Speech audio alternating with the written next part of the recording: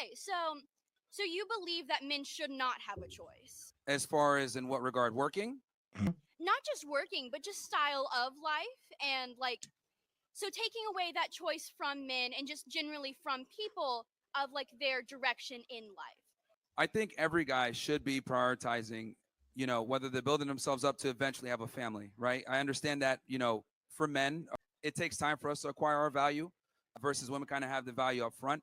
But I do think that every guy should be striving to become successful so that eventually a family will be dependent upon him. Okay. I get where you're coming from. Yeah, I don't think women should be working. I think they should be prioritizing motherhood, Oh not God. jobs. So then why so taking our Or at least if you get pregnant and try to sit down for them 9 months, I don't know, maybe like a year, like and a half. Like, come on now. Like if you want to work and you love your job and all that, you love the people, I get it. I get it. But you gotta at least sit down for like a good 9 months to a year and a half. society and the amount of people that it takes to run a I fully think I got a functioning, name. well endowed society that takes people of all kinds of creed, right?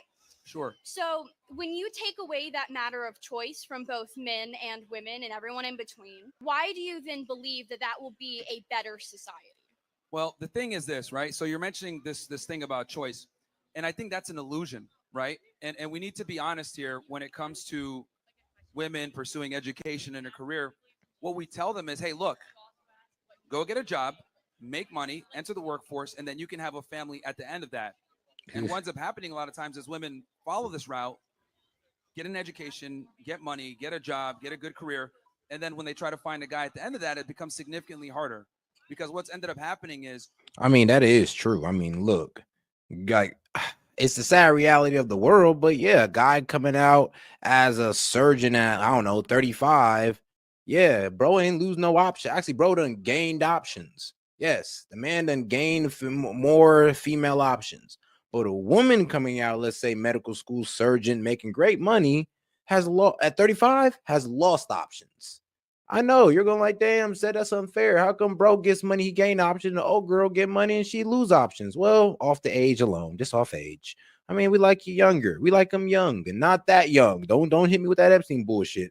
I mean, depending on your at 35, I've seen 35s at least knock up. I've seen that 35 do 25, 25, 23, really.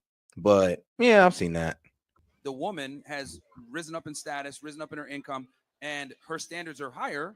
So a lot of guys aren't going to qualify. And I think if we were honest with the women and told them, look, if you pursue a career, there's a very good chance that you might not get your first choice.